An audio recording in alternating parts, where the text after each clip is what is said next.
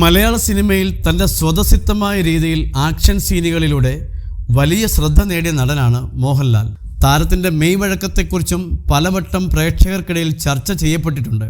മോഹൻലാൽ അഭിനയിച്ച ഭൂരിഭാഗം സിനിമകളിലും ആക്ഷൻ കൊറിയോഗ്രാഫി ചെയ്തത് ത്യാഗരാജൻ മാസ്റ്ററായിരുന്നു. മോഹൻലാൽ ത്യാഗരാജൻ മാസ്റ്ററെ ഓർക്കുകയാണ്. പുതിയ ചിത്രം മലൈക്കോട്ടെ വാലിബൻ ആക്ഷൻ വലിയ പ്രാധാന്യം നൽകിക്കൊണ്ട് ഒരുക്കുന്ന ചിത്രമാണ്.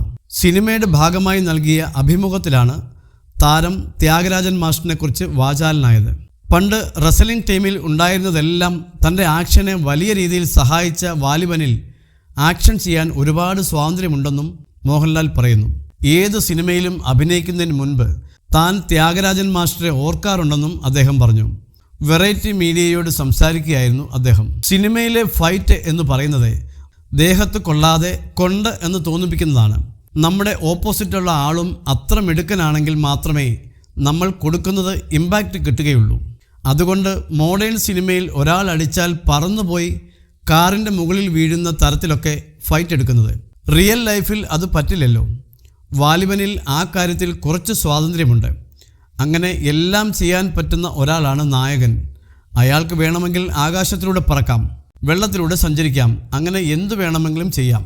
അതുകൊണ്ട് തന്നെ പണ്ടത്തെ റെസ്ലിംഗ് ഒക്കെ ഒരുപാട് സഹായിച്ചിട്ടുണ്ട്. അതിലൊരു ഗുരുത്വം ഉള്ളതുകൊണ്ടാണത്. ഇതെല്ലാം ഒരു ഗുരുവിൻ്റെ അനുഗ്രഹം ഉള്ളതുകൊണ്ടാണ് എന്ന് പറയുന്നത് വലിയൊരു കാര്യമാണ്.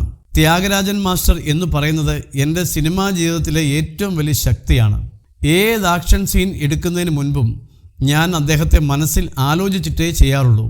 അദ്ദേഹം അല്ലെങ്കിലും ഏത് സിനിമ ചെയ്യുമ്പോഴും ഞാൻ മാസ്റ്ററെ ഓർക്കും.